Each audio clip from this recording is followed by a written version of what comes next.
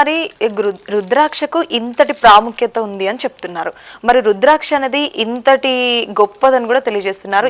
దానికి ప్రాణం కూడా ఉంది అని కూడా ఇంత క్లుప్తంగా తెలియజేస్తున్నారు. మరి చాలా మంది చెప్తూ ఉంటారు, నేను కూడా విన్నాను, పెద్దలు కూడా చెప్పారు. మరి తెలిసి చెప్తారా తెలియక చెప్తారా తెలియదు. అంటే నాకున్న సందేహం నేను అడుగుతున్నాను.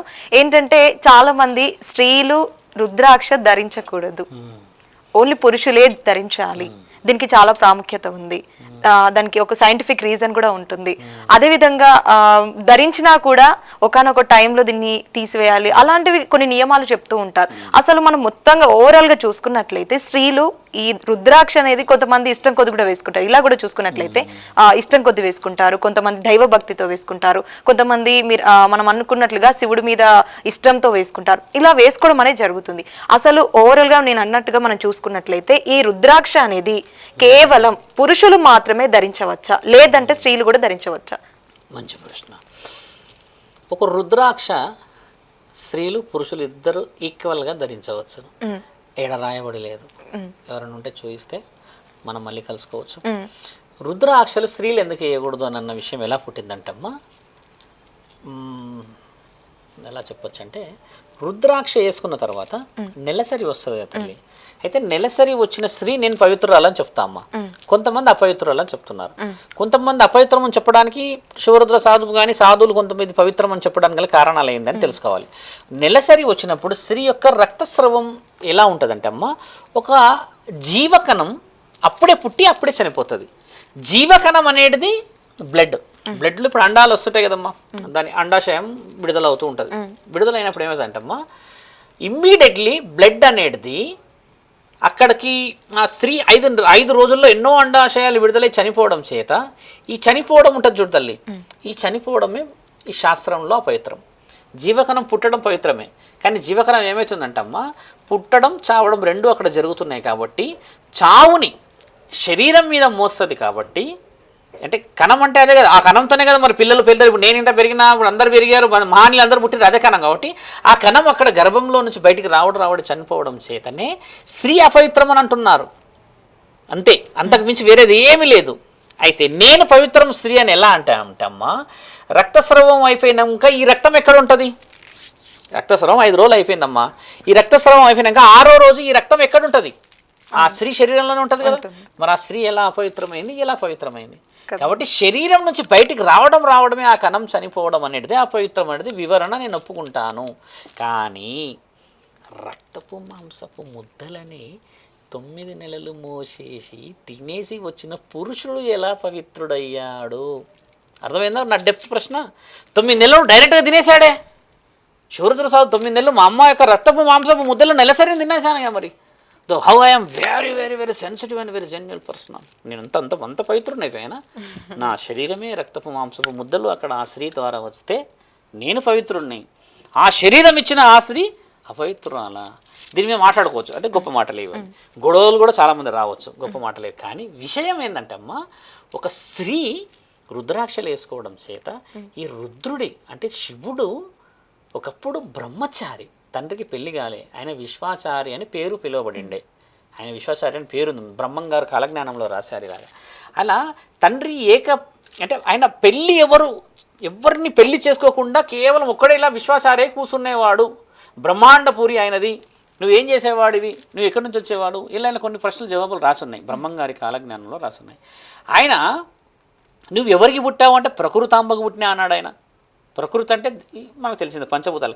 ఇలా పుట్టినవాడు ఏకంగా ఒక్కడే ఉండడం, వీరుడవ్వడం, మన లోకం కోసం ఉండడం చేత ఆ రుద్రాక్షలు ఆ విధంగా అపవిత్రం చేయకూడదు. నెలసరి కానీ, శారీరకంగా కలుసుడే కానీ, లేకపోతే కొన్ని ఉంటాయి లేడీస్దే కానీ ఇంకేదైనా ఇంటర్ కోర్స్ ఇట్లా, లేకపోతే శారీరక ఇలా కొన్ని విషయాలు ఉండడం చేత దాన్ని అపవిత్రం అని చెప్పుకొచ్చారు మన వాళ్ళు.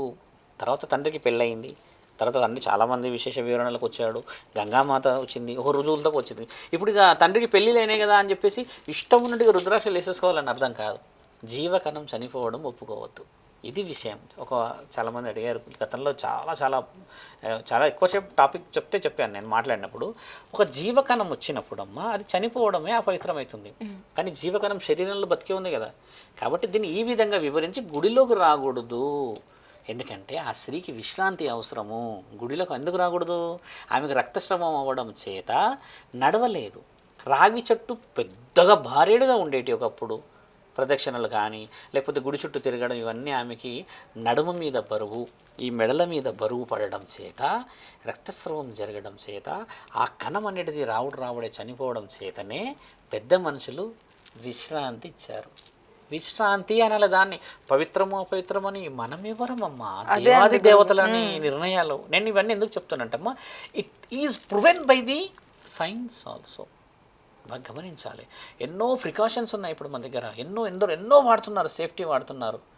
ఒక స్త్రీ అలంకరించుకొని నేను నెలసరిలో ఉన్నా అని చెప్తేనే తెలుసు అందరికీ. అవునండి. ఒకవేళ చెప్పకపోతే ఎవరికి తెలియదు, దేవుడికి కూడా తెలియదు కదా. తెలియదు. మరి అలాంటప్పుడు స్త్రీ గొప్పదా కాదా? గొప్పది. స్త్రీ చెప్తుంది, నేను 5 రోజులు ఉండట్లేదు, నేను రావట్లేదు, నేను వ్రతంలో పాల్గొనట్లేదు, నేను ఫలానా విషయంలో రావట్లేదు. కాబట్టి మాతృమూర్తులందరూ దండం పెట్టాలి కదా. ప్రేక్షకులందరూ తెలియాల్సిందంటే విషయం వివరణ తెలుసుకోవాలి. వితండవాదం అలా చెప్పినా కూడా దూరం పెట్టడాలు పెడుతున్నారు. అంటే గుడి విషయాలు కొంతమంది ఉంటారు హేతువాదులు. వాళ్ళకు కూడా ప్రశ్న ఏం చెప్పాను నేను, పూర్వం నుంచి వచ్చినాయి ఆచరించవలేను. ఒకప్పుడు ఏంటంటే అమ్మా, మన ఇంట్లో మట్టి భూమి అలంకరణ ఈ సాంపు ఇలా ఇలా ఇలా ఇలా వేసి అప్పిడికలతో వేసి నీట్గా ముగ్గులు వేసేవాళ్ళు కదా. ఒక స్త్రీ ఒక రూమ్లోనే ఎందుకు ఉండాలంటున్నారంటే అప్పుడు ఇంతటి వసతులు, ఇంతటి డ్రెస్సింగ్స్ కానీ ఇంతటి అవి లేకపోవడం చేత హెవీగా వాడడం జరుగుతుందని చెప్పడం చేత ఏదైనా అపవిత్రత కానీ ఏదైనా రక్తస్రావం జరిగినా కూడా ఒక రూమ్ వరకే ఉంటుంది. తర్వాత 5వ రోజు స్నానాలు ఆచరించి ఆ రూమ్ని అంతా, ఆ యొక్క గదిని మంచి శుభ్రం చేసుకుంటారు. దాని వంతది. అంతేకాని ఆ స్త్రీని ఇది ఉందని అక్కడ పెట్టట్లేరు. 2 వర్షన్స్ మాట్లాడాలమ్మా. ఒక్క వర్షాన్ని చాలామంది చెప్పడం చేత పురుషుడికి ఎంత బాధ అవుతుంది, ఒక స్త్రీకి ఎంత బాధ అవుతుంది. మరి మీరు గమనించి చూస్తే డెలివరీ అయినప్పుడు మాయా అని ఒకటి వస్తుంది. ఫస్ట్ బేబీ డెలివరీ టైంలో ఫస్ట్ బిడ్డ వస్తాడు తల్లి, ఆడనో మగానో బయటికి రాగానే అదే వెయిట్లో మాయా అని ఇంత పిండం లాంటిది ఒకటి వస్తుంది బయటికి. అది వచ్చిన తర్వాతనే ఈ మదర్ నుంచి బ్లడ్ ప్యూరిఫికేషన్ అయిపోతుంది. ఉమ్మనీరు ఎంత వస్తుంది, ఇంత 9 నెలలంతా అక్కడ ఆగి ఉంటుంది. మరి ఇంత బరువు బాధ్యతలు, ఇంత నొప్పిని, ఇంత తీవ్రత స్థితిలో మోస్తున్న ఆ స్త్రీని మనం అపవిత్రం అని చెప్పి అపవిత్రం చేయకూడదమ్మా. అబ్రబ్రహ్మ లోకానికి శ్రీకారం చుట్టిన స్త్రీ అమ్మ. సంధ్యాదేవికి నమస్కారం పెట్టాలి. ఎందుకంటే మానవ శరీరాలు పుట్టడానికి ఆవిడే కారకురాలు. కాబట్టి మీరు అడిగిన ప్రశ్నలలో రుద్రాక్ష అంతరార్థాలు ఆ విధంగా ఉండడం చేత ఎన్నో పూజలు, నియమాలు, తర్వాత గొప్ప గొప్ప క్షేత్రాల్లో శివలింగాలకి అభిషేకాలు ఎన్నో చేయడం చేత ఆ శారీరకమైన కలయిక విషయంలో లేకపోతే ఇంకేదో విషయంలో వాడకూడదని. ఇప్పుడు అదే విషయం చూస్తే అమ్మ, పురుషుడి వీర్యం కూడా పవిత్రము అపవిత్రం 2 ఉంటాయి, యాజ్ ఇట్ ఈస్ ఉంటాయి స్త్రీలాగానే కదా. కాబట్టి ఏంటంటే పురుషుడు తత్వం వేరు, ఈ స్త్రీ తత్వం వేరు. పురుషుడు ఏంటంటే జీవకణం చనిపోదు, స్త్రీలు జీవకణం చనిపోవడం జరుగుతుందని అది లైవ్గా ఉండడం చేతనే వేయకూడదు అంటున్నారు. కానమ్మ ఈ 35 సంవత్సరాలకు 45 సంవత్సరాలకు ఈ మెనోపాజ్ అంటే ఋతుచక్రం ఆగిపోయే రోజుల తర్వాత చాలామంది ఆడవాళ్ళు వేస్తారు. 13 సంవత్సరాల లోపున్న ఆడవాళ్ళు ఎందరో మంది వేసుకుంటారు, మాలలు వేసే వాళ్ళు ఉన్నారు. స్త్రీలు కొంతమంది ఏంటంటే ఈ నెలసరి ఉండడం చేతనే 21 రోజుకు దీక్షలు తీసుకుంటారు. మండల దీక్షలు, అర్ధ మండల దీక్షలు, ఎక్కువ మండల దీక్షలకు 4 వీళ్ళు. ఈ దీక్షల నియమాలు కూడా ఈ కొంచెం రాయబడి రుజువు చేయబడి మనకు అంత వివరంగా అప్పచెప్పారు తల్లి. మీరు అడిగిన ప్రశ్నలు అవి. విభూతి ధారణ గురించి మీరు మాట్లాడితే విభూతి ఏంటంటమ్మా, తండ్రి ఒక ఆత్మ తెల్లగా ఉండడం చేత, తండ్రి నుంచే ఆ యొక్క ఆత్మ రావడం చేత మనం కాలిన తర్వాత బూడిద రంగు శరీరానికి రాసుకోవడం తెలుపు అవ్వడం చేత మహాముఖంటి పాపాలెన్నో పుణ్యాలెన్నో చేస్తాం మనం సహజంగా. అయితే చనిపోగానే మనిషికి ఏం తెలుస్తుందంటే అమ్మ, నేను ఈ వంశంలో ఒక అంశం మాత్రమే, ఈ అంశలో ఒక వంశం చిన్న ఒక రోల్ నాదంతే, ఒక చిన్న పాత్ర నాది. అసలైన పాత్ర మహాముఖంటి ఇచ్చాడు నాకు. అంటే నేను గత జన్మలో ఏమో ఆయనకి బాధ్యతలు ఇచ్చానేమో, లేకపోతే గత జన్మలో రుణాలు ఉన్నాయేమో అని గుర్తుకు రావడం చేత తండ్రి ఏం చేస్తాడంటే బాధ్యతలలో బలంగా పెడతాడు తల్లి. ఆ బాధ్యతలు మీరు ఒకసారి గమనించండి. భార్యని కాదనలేక, పిల్లల్ని కాదనలేక, అమ్మని కాదనలేక, పరిస్థితిని గెలవలేక, ఆర్థికాన్ని గెలవలేక, ఎమోషనల్ అయ్యి ఒక కుటుంబంలో ఎన్ని బాధలు అనుభవిస్తారమ్మా. ఎన్ని బాధలు అనుభవించి వెన్నుపోట్లు మోసాలు అన్నీ అయిపోయినాక చాలా చిన్నగా వస్తుంది మరణం.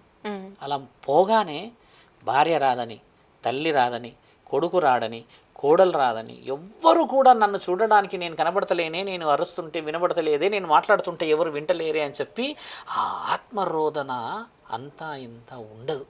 ఉండగా ఉండగా ఉండగా ఉండగా శ్మశాన వాటికలకు రాగానే ఒక్కసారి మహాముక్కంటిలా కూర్చొని కనబడతాడు.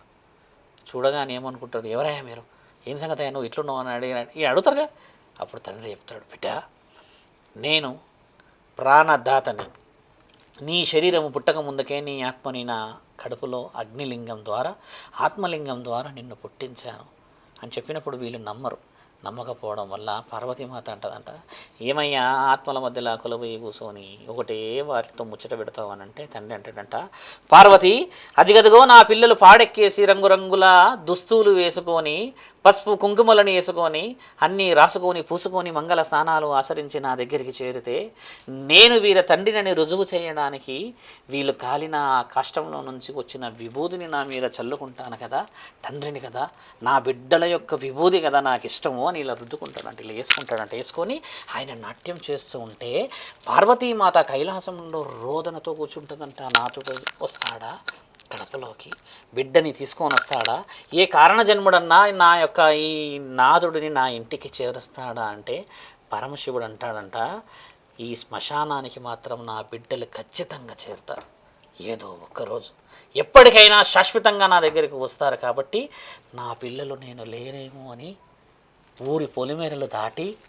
భయభ్రాంతులకు గురైపోతే మహాముక్కంటినైన నేను, లోకాన్ని చూడగలిగిన నేను నా పిల్లల్ని నన్ను చూసేలా చేయగలుగుతా అని తండ్రి నాట్యం చేస్తాడంట. అమ్మ కూర్చొని నాట్యం చేస్తూ ఉంటే వీళ్ళు ఇలా తుడుచుకుంటారంట ఆనందంగా కూర్చొని.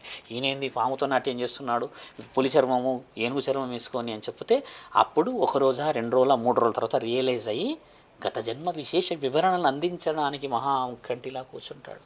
ఇది వివరంగా ఉంది కదా. కాబట్టి తండ్రి చేసిన విభూతి రాసుకోవడం ఆయన పిల్లల యొక్క ప్రీతి. ఇంకో విషయం, ఆత్మ తెల్లగా ఎందుకు ఉంటుంది తెలుసా? విభూతి తెల్లగా ఎందుకు ఉంటుందంటే నా తల్లి సంధ్యా సమయంలో తండ్రిని మహాముక్కంటిని చూసి ఒకరోజు హడావుడిగా తండ్రి చాలా బాధల్లో వస్తుంటాడంటమ్మ, ఒక రాక్షసుని వధించి. పార్వతీమాత నాదుడు వచ్చాడు అని ఆ కాళ్ళకి మువ్వల శబ్దంతో హడావుడిగా పట్టు చీరలు నెత్తి నిండా పువ్వులు పెట్టుకొని అలంకరించుకొని అమ్మ వస్తూ వస్తూ వస్తూ కడప దగ్గరికి ఒక్కసారి ఇలా వంగి నాదా అని అమ్మ నవ్వినప్పుడు ఈ పెదాల మధ్యలో నుంచి వచ్చిన తెల్లటి ఆ మల్లెపూ లాంటి వెలుగు తండ్రిని ఆకర్షించి ఆపిందంట. అందుకే చాలామంది పురుషులు ఏమంటారు తెలుసా, ఒక నవ్వు నవ్వుతే ఏమవుతుంది, ఇంటికి వచ్చే సమయానికి చచ్చిపోతున్నావు అంటారుగా. ఈ విషయం ఏం తెలుసా అమ్మ, ఒక స్త్రీ గురించి ఎందుకు చెప్తున్నా అంటే భార్య పాత్ర.